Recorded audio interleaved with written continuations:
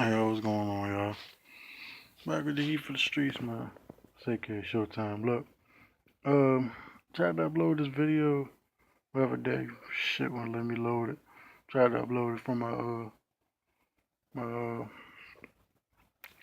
my tablet device, but I'm just doing it on my phone. But yeah, man, I want to ask y'all a question, bro. All my basketball fans and my sports fans in general, though, yo. Like, cause um, I was on a Facebook thread uh the other day about Dwight Howard. And the Hawks had played the Charlotte Hornets, right? So during the game, Dwight had elbowed Cody Zeller um, when he was going in for a layup or a dunk. And I don't know if he got called for a technical or it was just like a flagrant two or something like that. Or, hopefully just got regular foul shots. But, yeah. But yeah, um, after the game, one of the reporters asked Dwight about the elbow.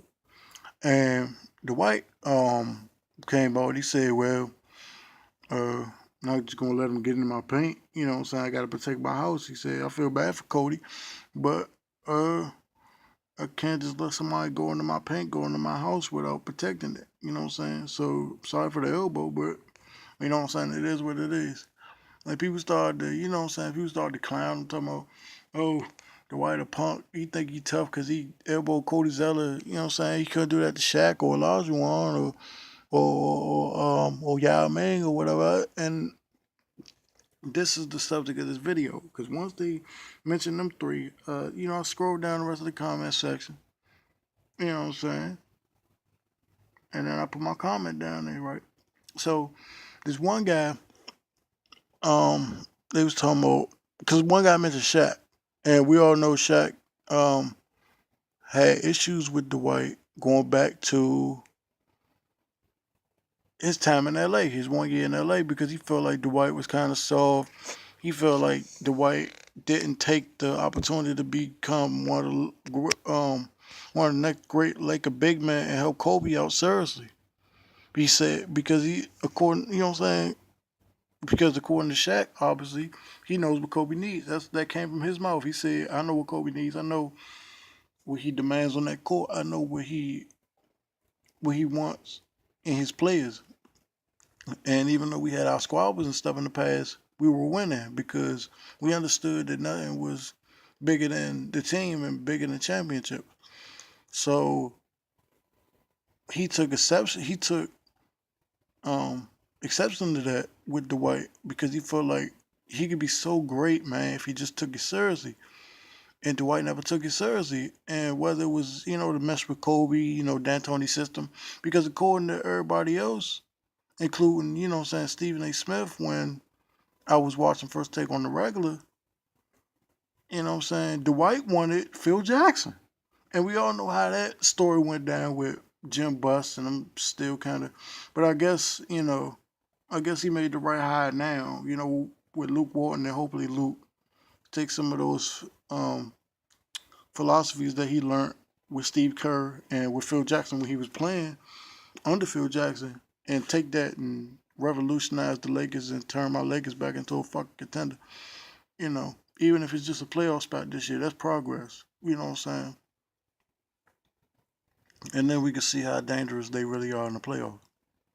But back to the whole Dwight thing, they mentioned Shaq, and we all know how Shaq feel about Dwight.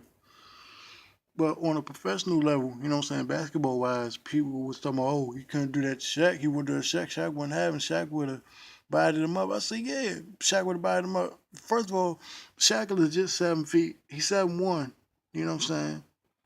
Um, listed. You know what I'm saying? He about 280, 290, damn near 300 pounds. There was a point where Shaq weighed damn near 320 pounds, bro, and that was before training camp, bro. That was him over the summer eating motherfucking cheeseburgers and funnel cakes and shit. You know what I'm saying? At the fair and shit. At the carnival, nigga. when he was out there, you know what I'm saying, celebrating his championships, bro. And then he get back in the game shape. He still be about he be around that 280 to about 295, maybe a slight 300 here and there. You know what I'm saying, ish. I say about between 285 and 300 pounds he was when he was in LA. And that's because Shaq, I mean, even though he worked out, he was always a big man, but Shaq never took care of himself. And that's why his health kind of declined badly later on in his career. But, you know what I'm saying? Everybody mentioned Shaq like Shaq would have dominated him. Yeah, he would have dominated. First of all, he's bigger. He got more skill set. Dwight has never, ever, and people like Skip Bayless bring shit up like that he never had really a go-to move, and he never has. He never. That's the one thing I agree with Skip on. He never has developed the post move.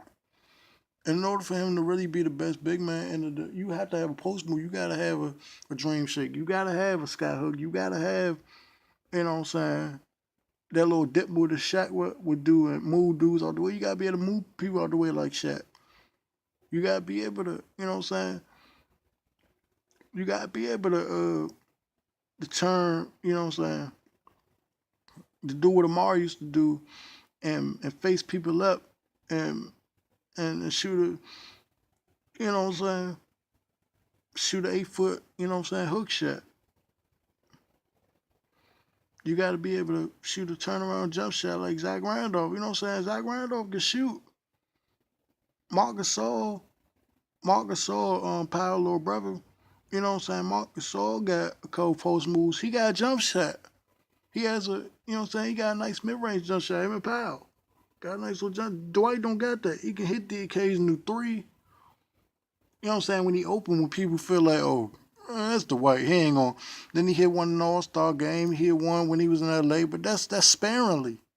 Hell, Andre Drummond hit a three, I think, one game this season. You know what I'm saying? But he only got like a few 3 point makes in his career, and that's because he don't shoot threes.